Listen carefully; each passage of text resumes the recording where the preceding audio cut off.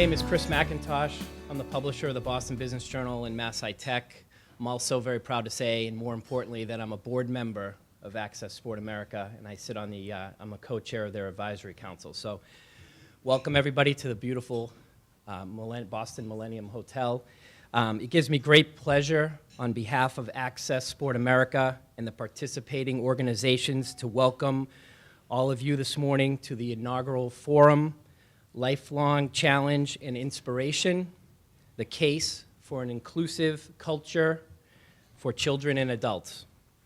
Please join me in extending appreciation to the Millennium Bostonian Hotel, and specifically to Robert Rivers, who returns to Boston as general manager of this hotel, a position he held several years ago when he also served as board chair of AccesSportAmerica. Welcome back, Robert.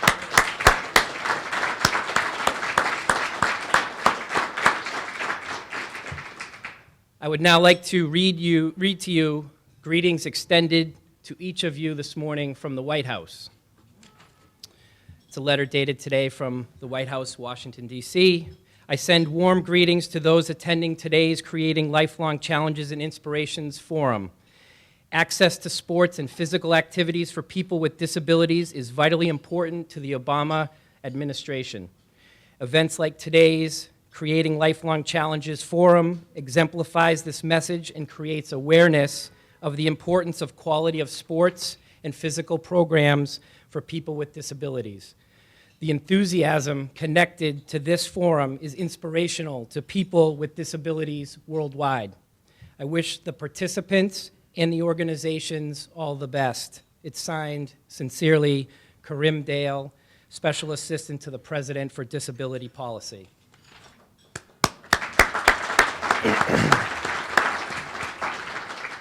So the intent this morning, the intent of the forum is to foster collaborations to inspire greater physical, cognitive, and social function of children and adults living with disabilities and long life opportunities to improve the quality of life, health, and well-being. Today's forum will address the value and importance of daily physical activity with a focus on increasing opportunities and for quality sports and training programs. Today, corporate, foundation, philanthropic, government, and program leaders have come together so that we may gain insight into the value and importance of quality programs and how to best increase opportunities so that we all are more actively engaged. Together, we are the roots of the tree on the cover of your program, encouraging children and adults of all abilities to flourish and grow. We hope that you are both inspired and challenged this morning, inspired to offer, inspired to fund, and inspired to provide leadership for programs for individuals living with disabilities so that every child and adult will have equal opportunities. With pleasure, I now welcome to the podium Jeff Poulos, Executive Director of Associated Grant Makers.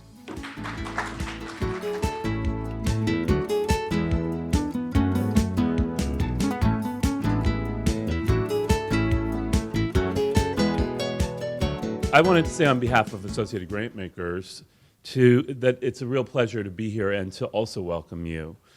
Well, this morning we will learn from fitness and accessibility experts on the importance of raising the bar and on providing quality sports and training programs for adults and children living with disabilities. We're really here to visibly and thoughtfully raise the issue of accessibility and inclusion across the spectrum of activities and programs supported by philanthropy. Whether in sports and athletic training, or through patronage of the arts, or in our work supporting healthy communities and strong economies, accessibility and inclusion is an important lens for funders to use when measuring the success of our work. AGM is honored to be asked by area funders to partner with them in holding this session. We are one of over 30 partners involved in the D5 Coalition, a national initiative to promote diversity, equity, and inclusion in philanthropy, and we've recently joined the leadership committee in moving this work forward. It's essential that the needs and contributions of the disabled community be included in this work. We're looking forward to working and to learning with you and working with you as we explore the importance of promoting a cultural shift in the way those living with disability and those without a visible disability think about sport and training. So thank you for that.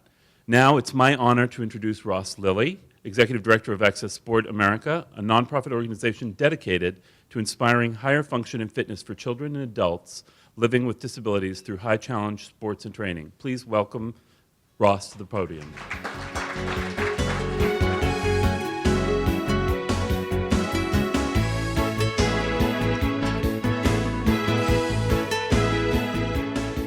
Usually I'm an extemporaneous kind of speaker with some gimmicks to get people involved that we use when we're teaching sports, but this is very important, so I'm going to be tied to a manuscript, and I hope it's not too pedestrian. But so, again, thank you to everybody for coming, and Robert, thanks. It's so good to be back home at the Millennium, and it's so good to see you here.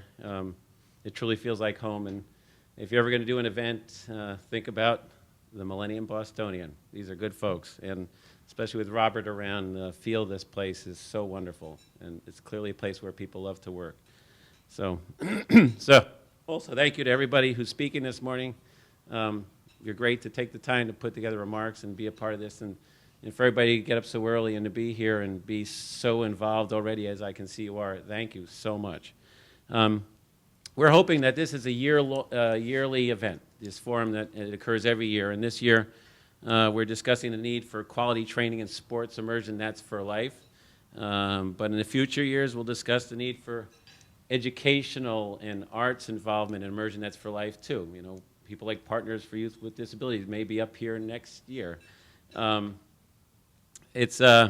We've heard that as people leave school and go to 22 and after, skills and services and much of the quality of life tends to fall off. We all know this for people with disabilities.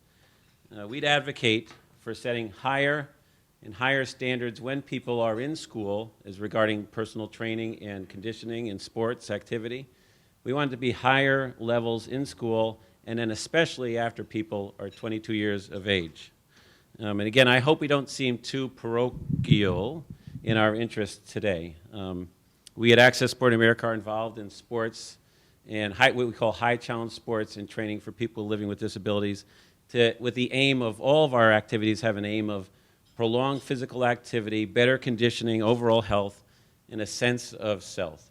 And we also aim for higher function in that life. All the sports we do have this aspect of pushing to better conditioning, something that lasts longer than a quick shot. We used to do water skiing, which we have left off or use as a carrot because it just doesn't provide a long-term conditioning aspect with it. Mary Ellen Burns is here, but please don't disturb us. Come in. Sorry, you can dress me up, but... So around you are a number of great programs, programs that are similar to us.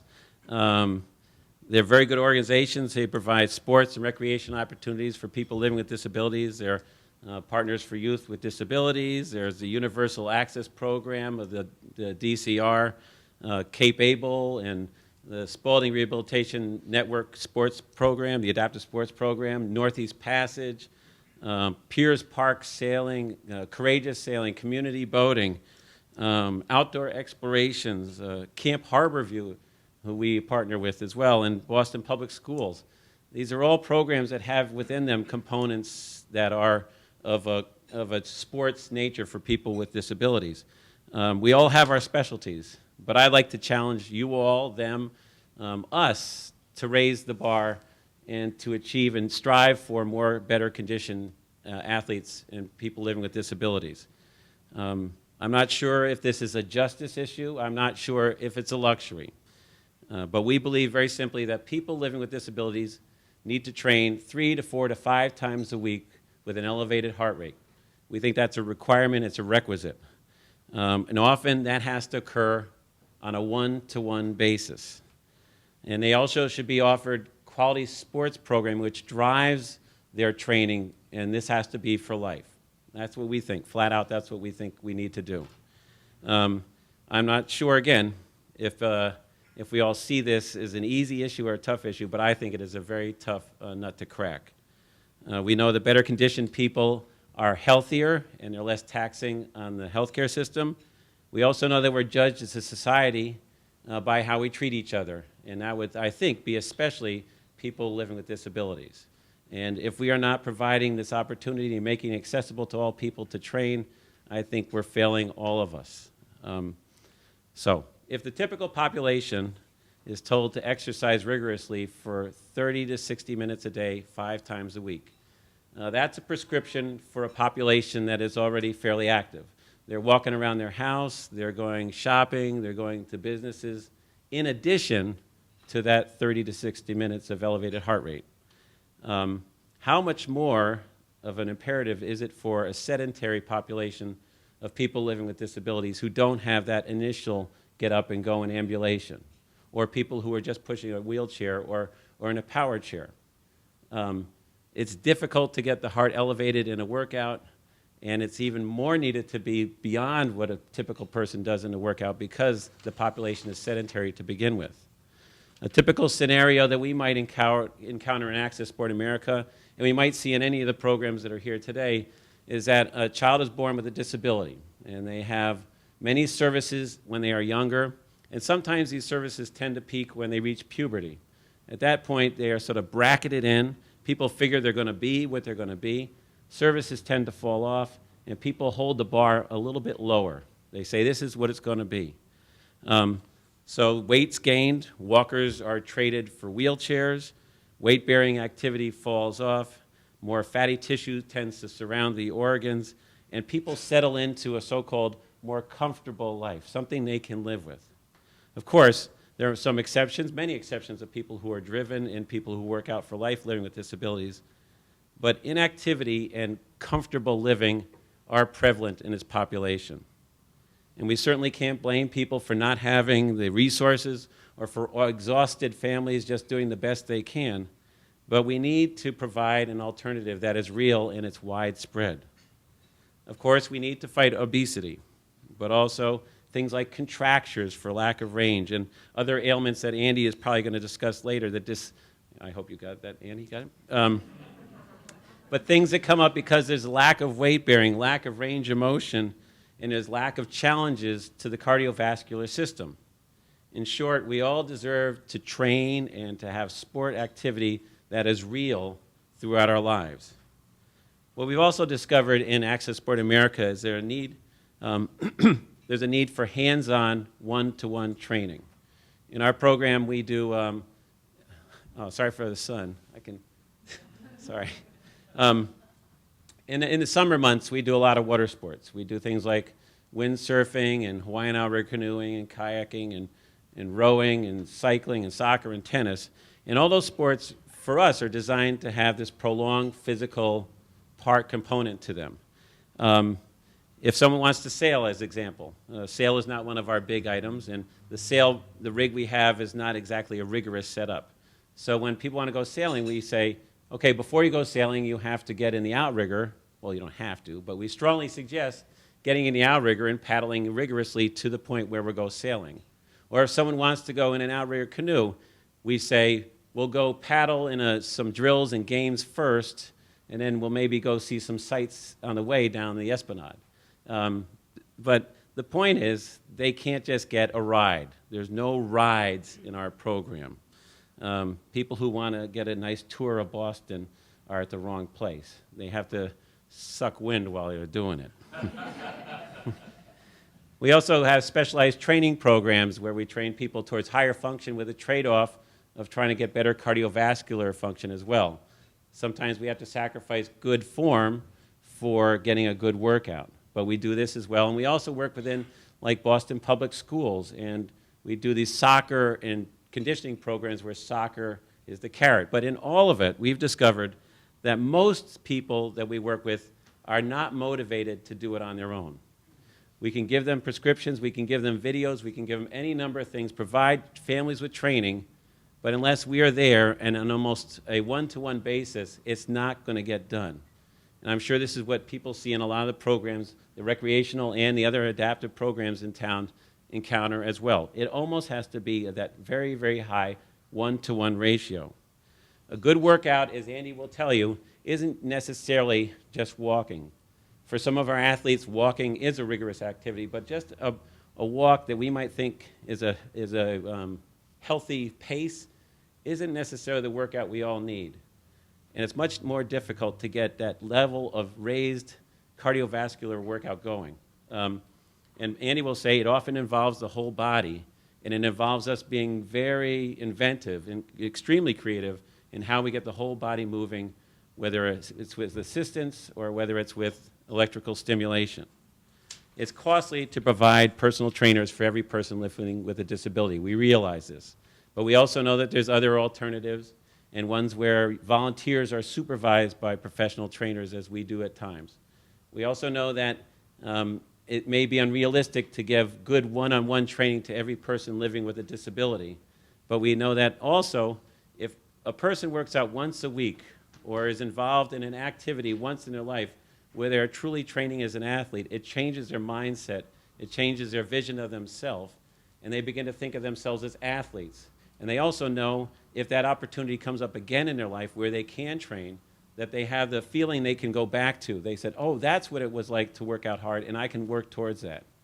This is what we're trying to do in a broad-based way, and I think all of us, programs like ours and yours and all you funders and all of you educators and all of you use, we need to be creative about how we make this a broad-based initiative and really work on this population as a whole. So I thank you all for coming, okay? So I want to introduce Andy Taylor. Andy Taylor is, I believe, a great colleague. We work with him at Spaulding Rehabilitation Hospital, and he's one of the people in town who is truly doing what we're talking about. He does a lot of this with adaptive rowing, and he also does great work with community rowing as well, with CRI. It's a whole body workout, and he really understands more than any of us in a very technical, high level about how we have to raise and elevate our heart rate to be a lot healthier and a lot more functional. So I'm really grateful you could make it here, Andy. So here's Andy Taylor.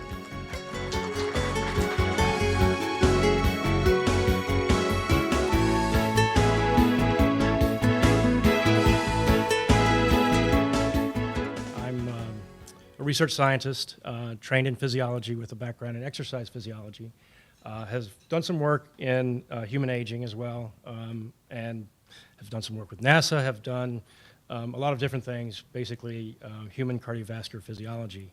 A couple of years ago, somebody came through Spaulding. I was asked to go to a meeting. I knew nothing about it. As a good corporate citizen, I attended, and this individual was presenting a new form of exercise for those with spinal cord injury, and sort of pulled me back into the exercise physiology realm a couple of years ago. And so here I am working with those with spinal cord injury and working with Ross.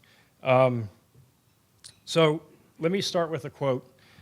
This is for exercise physiologists.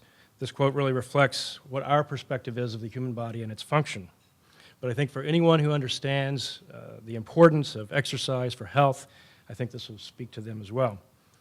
This is from Sir Joseph Barcroft, who was an English physiologist at Cambridge at the turn of the century, and he was actually one of the earliest physiologists to focus his research on exercise. This is from his book, Features in the Architecture of Physiological Function.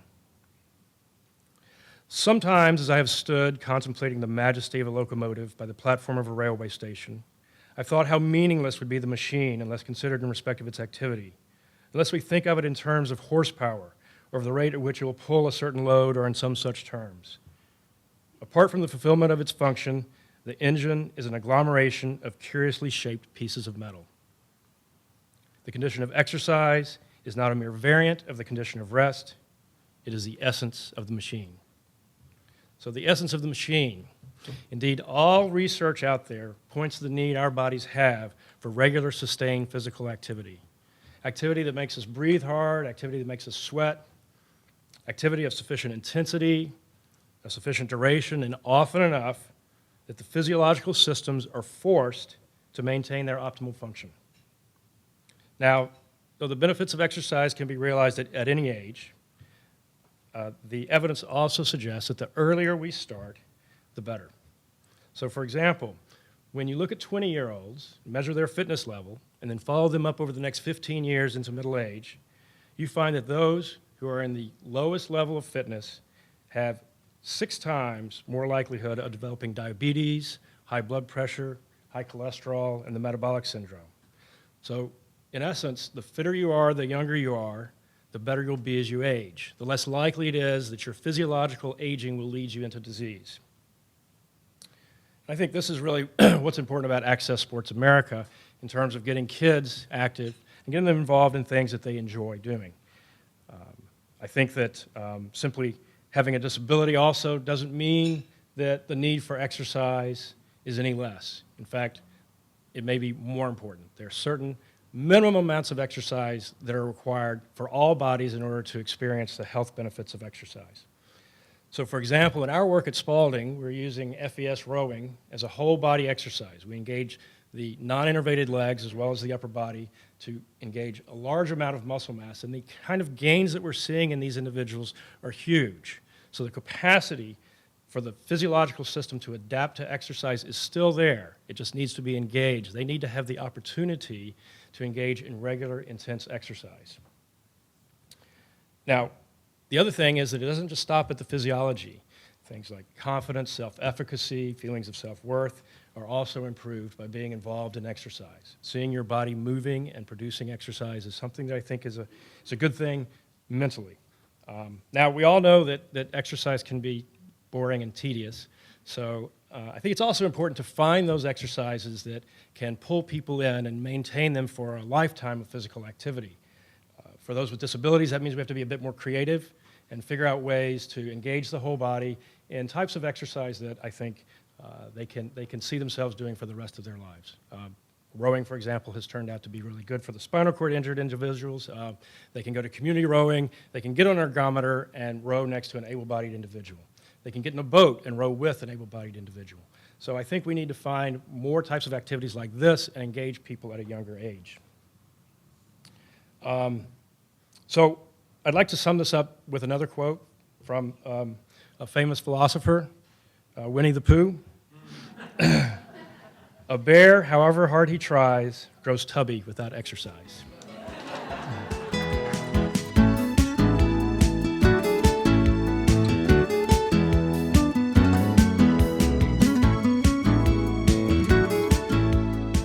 Henry Ford said, "Coming together is a beginning, keeping together is progress, working together is success." In addition to being a good line, I think it really captures the story of how Camp Harborview came to be. A little over 6 years ago, Jack Connors and Mayor Menino came together and had an idea. What if we built a camp for the tween kids in the city? If we were to create a safe place for them to experience joy while being exposed to new opportunities, is it possible that we'll change some lives? And through this idea, Camp Harborview was born. The mayor in the city of Boston dedicated the breathtaking property on Long Island to be the site of the camp. Jack Connors committed to raising the money to build and operate it. But in a demonstration of great wisdom and humility, they both acknowledged that they had no idea how to build or operate a summer camp. So they called in 2 experts, Suffolk Construction and Boys and Girls Clubs of Boston. As many of you have heard, in 110 days, Suffolk Construction built a magnificent facility that was nothing short of miraculous. Boys and Girls Clubs of Boston designed the programming, hired and trained the staff, including myself, and enrolled 600 campers from throughout the city of Boston in about the same amount of time. The partnership between these 4 entities has progressed and evolved, but continues to work together, which has been key to the camp's success and growth over the past 5 years. Initially, when the Boys and Girls Clubs of Boston took on the challenge of creating, staffing, and filling the camp in such a short time frame, there were some who questioned if it could be done. My boss, Jerry Steimel, believed it was possible, but had the brilliant insight to know that it could only happen if we built partnerships with other agencies and organizations to help us.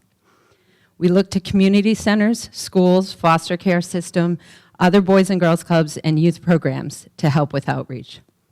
We identified other partners who could provide programming to enhance our 5 focus areas. For example, courageous sailing to expand aquatics, the MFA to provide variety in the arts, Metro Lacrosse adds to the sports and fitness program, Project Adventure contributed to leadership development focus area, and Save the Harbor, Save the Bay added environmental education to Knowledge is Power. These and many other program partners have enabled us to offer the youth opportunities far beyond what we could provide ourselves. And of course, Jack Connors and his amazing staff in the Connors Family Office have built incredible partnerships with corporations and individuals in the philanthropic community to support the camp. Are you beginning to get a sense that we think partnerships are important in the success of our camp? For the first 2 years of Camp Harborview, we had very few youth with disabilities attending, and we were limited in the types of disabilities we thought we could serve. So when Ross reached out and proposed a partnership, we were excited and a little nervous about the endeavor. Working together with them would fit perfectly with our mission and would add to the culture of the camp. Our motto at CHV is 1, 2, 3, lead. It stands for rule number 1, which is have fun. 2 R's, respect and responsibility. 3 C's, character, courage, and community. The partnership with ASA started as a 2-week pilot, including bringing out 8 of their youth, and has expanded over the past 2 years to full-time programming with over 20 youth with disabilities being integrated into the camp. The impact on the culture of the camp has been incredible. The staff of ASA teach windsurfing, paddleboarding, canoeing, and soccer, which all contribute to the fun factor. By integrating the youth with disabilities into the groups, the campers learn to respect differences and take responsibility for helping others. Many campers have discovered aspects of their character through their interactions with other ASA youth that they didn't know they had. One camper who happened to have a particularly short fuse and low tolerance for frustration was really aggravated because he couldn't get the windsurfing sail up. One of the staff from ASA talked to him about it and said, "Imagine if you had a disability that made it that frustrating to tie your shoe or button your shirt in the morning." That's what a lot of our kids deal with. You could see the aha moment on his face, and from that day on, he championed the youth with disabilities, offering help at any opportunity. The courage demonstrated by all our campers to overcome obstacles has been remarkable, and the community that has been created in such an inclusive way is one of the things that I am most proud. Although there are countless examples of how the partnership with ASA has benefited the youth with disabilities, the campers in their groups, and the camp as a whole, for the sake of time, I'll leave you with one. A young girl with Down syndrome named Jatel attended Camp Harborview through ASA for the past 2 years. Last summer, her younger brother also attended, and although only 11 years old, he took care of his older sister, checking in with her throughout the day and helping her find the bus. On the 3rd Friday of each session, we have a staff talent show. The camper one is on the last day of camp a week later. This summer, after the staff talent show, the campers headed down to dinner.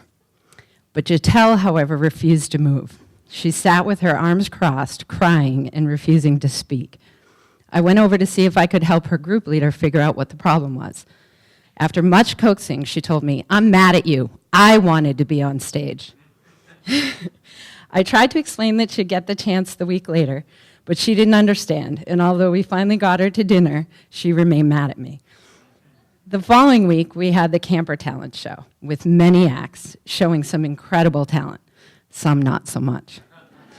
With about 10 acts remaining, the skies opened up and it started pouring, and of course the stage is outside.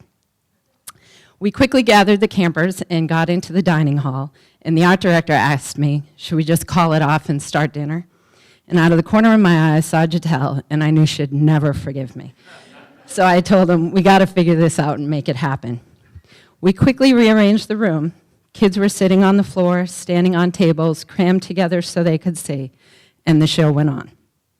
When Jatel's turn came, she took the mic, Justin Bieber's Baby Baby started playing, and she sang her heart out. Now, trust me when I tell you, a room full of 400 11 to 14-year-olds can be a really tough crowd. But for this performance, the reception was even better than if it had actually been Justin Bieber. When the chorus came, she yelled, "Sing with me," and the room exploded with, "Baby, baby, baby, oh." I looked at the crowd, and sitting in the front row, possibly the only one in the room not singing, with tears streaming down his face, was her little brother. I made my way through the crowd, sat next to him, leaned over and said, "Pretty great, huh?" He responded, "It's the best thing I've ever seen." When the song ended, Jatel came over, hugged her brother, wiped away his tears and said, "Don't cry, I had fun." It was because of the partnership with ASA that a girl with Downs had the courage to get up and perform in front of over 400 people. But even more so, it was because of that partnership that over 400 11 to 14-year-olds got what that meant, supported her with all their might, and talk about that moment as the highlight of their summer. John Lennon said, "A dream you dream alone is just a dream. A dream you dream together is reality." I would like to thank ASA and all our partners for continuing to make the dreams of Camp Harborview a reality. Thank you.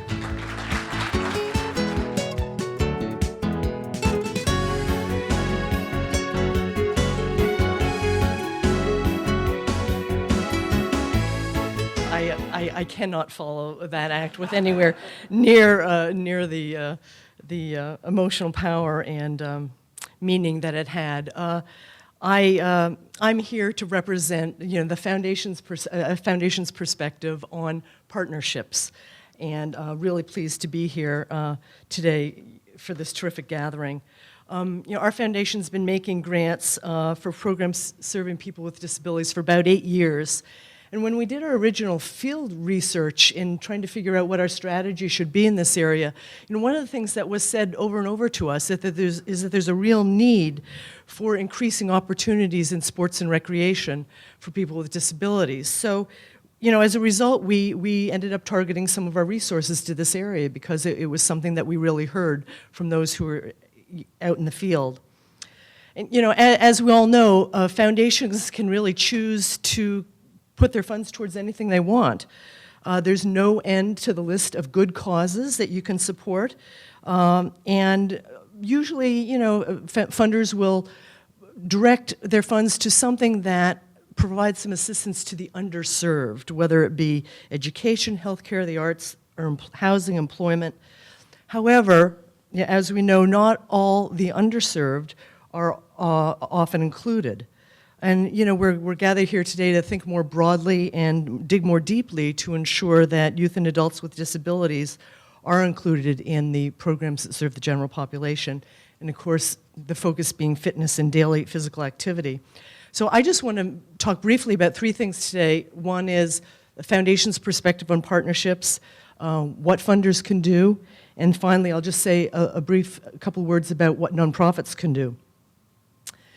Well, you've heard from Kara the value of the partnerships that Camp Harborview has. And, partnerships are really, I believe, the most effective way for foundations and funders of all kinds to work as well. Partnerships really add value to our work. They enable us to be in touch with the experts in a particular field. They enable us to find out what's happening, who the players are, and what the opportunities are that exist. For our foundation, and I'm sure for most, it almost goes without saying that our grantees are really our most valuable partners. We learn from them, we see their work firsthand, we meet their clients and their families, and we see their challenges and their successes.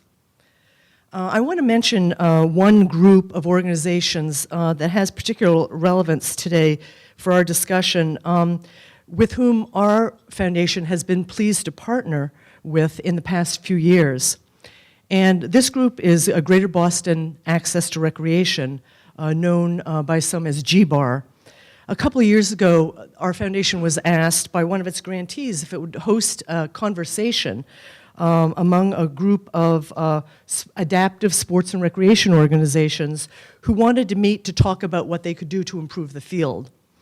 And some of these organizations that came around our table were grantees, some were not, and they included Tom McCarthy from the Universal Access Program at the state, who's been very active in this group as well. So Greater Boston Access to Recreation, this volunteer group has met monthly in our offices for about 2 years. It's agreed on goals, set an agenda for its work, held 3 large meetings, and attracted over 58 organizations working in adaptive and therapeutic sports and recreation to its meetings. So there are a lot of organizations out there who are doing this good work. Certainly Access Sport and several of the others that Ross mentioned are among them. There are lots of great organizations to partner with. And if you want to know more about Greater Boston Access to Recreation, you should feel free to talk with Tom, Mary Patstone here from Spalding Rehab, or myself. So partnership is key here. These organizations are working together. They're sharing resources, information, and they have bigger sites. Until recently, this group had not been a grantee of ours, but we recently gave them a planning grant to try to bring their work to the next level. And like all of our grantees, we really respect their work for what it is, but they're clearly also advancing the agenda of our foundation. So back to the theme of developing an inclusive culture for sports and training. What can funders do? First of all, this issue of the prevalence of obesity, the lack of fitness, and the resulting threats to our entire population and even economy has not escaped the notice of funders. National funders like the Robert Wood Johnson Foundation and the Kellogg Foundation are putting money into initiatives to address the lack of physical activity and obesity among our youth and adults all over the country. And locally, in the Boston area, the Metro West Community Foundation has an obesity initiative that's trying to help youth in the communities west of Boston. And now the Boston Foundation here in the city recognized these challenges in its 2009 report, Healthy People and a Healthy Economy, A Blueprint for Action, where it has really identified health and wellness concerns of the entire population, and it really gathered together a coalition of players to work together to try to set goals and make some progress on these issues. Last summer, it came out with its first report card on how are we doing with these goals, and regrettably, in the youth physical activity area, the grade was a D. So there's a lot of work to be done. But there's a lot of work to be done to keep us all healthy, but it also needs to include youth and adults with disabilities. They're entitled to be included. Their participation means healthier individuals, a healthier society, and a healthier economy. Now, just thinking of healthcare costs, which is a major factor in should motivate anybody to think about this, but beyond the personal satisfaction and health that an individual gains. But getting down to how an average funder can make a difference, the advice is often this. When you're reviewing proposals in any area of service, ask the organization, how do you reach out or serve persons with disabilities in your program? If you're not reaching out and including them, why not? Well, it's good to have this lens, and we've heard the statistics. Youth and adults with disabilities are not a negligible population, but this is not enough. Funders are in the position to push harder and to help advance a culture of inclusiveness. We can make a difference. The next questions for the grant applicant should be, what efforts have you made to reach out to this population? What adaptations, if any, do you anticipate having to make to include this population? Are you prepared, or could you use some assistance? Are there partnerships you've identified that would be valuable in this effort? If there's a cost to broadening the population that's served, this should be built into the proposal budget. So in sum, foundations can help by increasing awareness among the organizations they support, by encouraging partnerships, and by helping to support the cost of the change. I know there are several nonprofit organizations in the audience today, especially those that are working with youth and adults with disabilities. What can you do?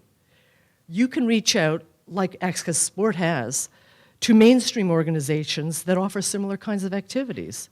For example, if the local Y offers swimming, see if you can partner with them to include some of the kids with disabilities that you serve. If there's an after-school program that offers a variety of activities, see if there's some part of what they do that your kids could be included in. You know, these efforts could be the start of something great and the start of something lasting. Conversely, if you're a mainstream organization and realize that either you have individuals with disabilities signed up for your program or you see the need for serving them, look around to see who can help. There are organizations that can help to train your staff in disability awareness and best practices. Partners for Youth with Disabilities, who I know is here today, is one of those organizations. There are other disability organizations as well that you can partner with. Look at the example of the Boys and Girls Club, Camp Harborview, and AccesSport. These partnerships, as we have heard, are changing the culture of organizations and changing the culture of sports and fitness. So just a final note to funders. I mean, to make a difference, I think we need to work together. I think we need to learn more about best practices. I think we need to share information about resources. I think we need to meet more of the players in the fields of health and wellness, in the fields of fitness, adaptive and therapeutic sports and recreation, and in youth and disability services. So let me close by mentioning that I'm on the board of Associated Grantmakers, and I know that I speak for the organization when I say that it invites everyone to continue this conversation that has started today. It's considering convening a focus group of interested funders to flesh out an agenda for working together in the future around these issues, and possibly a roundtable discussion later in the fall. And I know that AccesSport, you know, a real leader in this field, is a willing partner in these future convenings as well. Thank you.